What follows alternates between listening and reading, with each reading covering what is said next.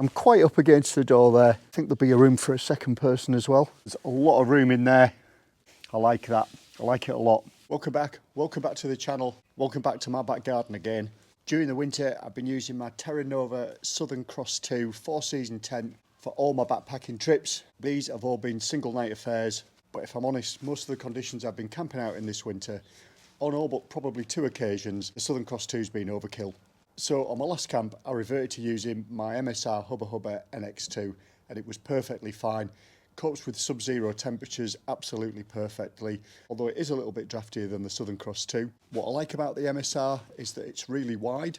It's certainly a lot wider than the Southern Cross 2, and it can store all my gear, and for the majority of the time I'm camping alone anyway, so there's plenty of room just for me and all my kit. The tent itself is really easy to pitch. The only downside I find is that although it's a single pole system, you have to pitch the inner and the outer separately.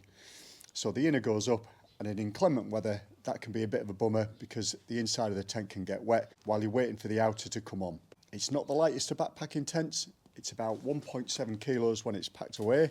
And as my intention this year is to do a lot more multi-day hikes, I wanted something that was smaller and also something that was going to be considerably lighter. So I've taken the plunge into the world of trekking pole tents, and I've got the Durston X-Mid Pro 2. So this isn't a kit review. I've not pitched the tent before. It's my first look at it. I've led to believe that it takes a little bit of practice in order to get it just nailed down, but we'll wait and see. Fingers crossed next week I'll be using it in anger, probably in Wales, maybe even in Scotland, who knows. So the first thing to note about this tent is that it weighs in at 565 grams. That's a considerable weight saving, and it will pack down to next to nothing.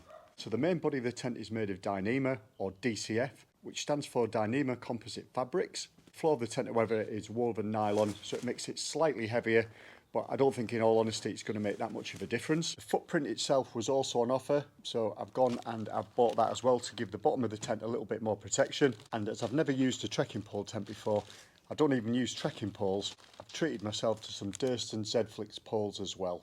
Now I'm 5'10" and I weigh about 77 kilograms. I'm not sure why I use imperial and metric measurements for both.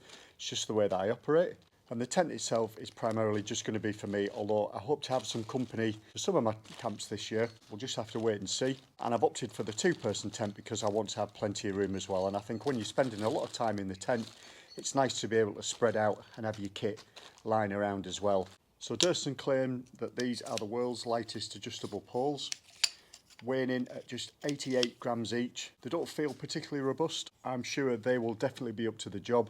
Durston claims these are the stiffest poles in its class. It's the only folding pole with an external adjuster that's compatible with just about any other tent on the market. Made of ultralight carbon fibre, and when it packs down, they're about 12 inches or 30 centimetres in length. And those will stow away in my pack without too much problems at all. Won't take up a lot of room, won't weigh a lot. As I said, I don't use trekking poles. My knees are in pretty good nick. I know the benefits of using poles and about the weight distribution and all that. I'm just not at a stage where I want to use them yet. I also like to keep my hands free when I walk. I sometimes feel that poles are a little bit cumbersome when I've tried to use them in the past. So for the time being, I'm going hands free. What the tent doesn't come with, and what I didn't buy, are tent pegs. But I've got hundreds of them at home. Half the Lake District coming off this one, I think. I'm going to go with what I've already got, and if I need to make some adjustments about that as I go on, so be it. But at the moment, I'm happy using the tent pegs that I've already got. Right, so there it is. That's my first attempt at pitching it. I'm not sure how successful that was. What this isn't, it isn't a guide to pitching video. Durston do a very, very good job of that themselves, and what the world doesn't need is another pitching instruction video. But it went up within about 5 minutes. It wasn't without incident. I ended up sort of pitching all 4 corners, trying to get them as close to 90 degrees as possible, and then putting the poles in place. And I've set them to probably about as high as I would ever want them. That's about 125 centimetres on there, so there'll be plenty of headroom for me inside. So I've been around and I've adjusted all the pegging points here to make it nice and taut. I think if I wanted a little bit more protection from the cold and the wind and a little bit of rain, I'd probably pitch it a little bit low to the ground. But what I really like are these venting points here. So there's plenty of ventilation, and that should help guard against condensation. So if I move around to the other side, Once you zip it open, it's got these magnetic clips and you can roll the tent up and keep the door nice and tidy and out of the way. I really like that. The poles themselves aren't in the way of the doors, so there shouldn't be any issues getting in and out. The zips are easy to operate with one hand. That can also fold away as well. So let's take a look inside the tent, and I'm really impressed with the amount of space that I've got in there. So bring you inside, there is absolutely tons and tons of room. So I'm sitting up now and you can see the amount of room I've got between the top of my head and the top of the tent. That's absolutely loads. And then if you look at the bottom end, that's where my feet are.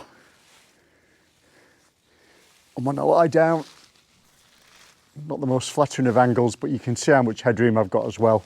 That's brilliant. Really, really impressed with that. Got a couple of pockets here, one at either side for kit storage. Nice and off the ground as well.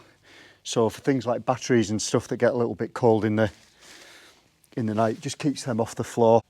Everything's at decent head height as well. I like that. I like it a lot. So what you do need to do yourself is you need to attach the guy lines, and that's what I'm going to do next. So I'm going to attach the main ones, and that'll add a little bit of more stability and strength during the wind. There are a couple of extra points for guying out as well to make it a little bit more robust. But this is fantastic. Just take a look at the porch space as well.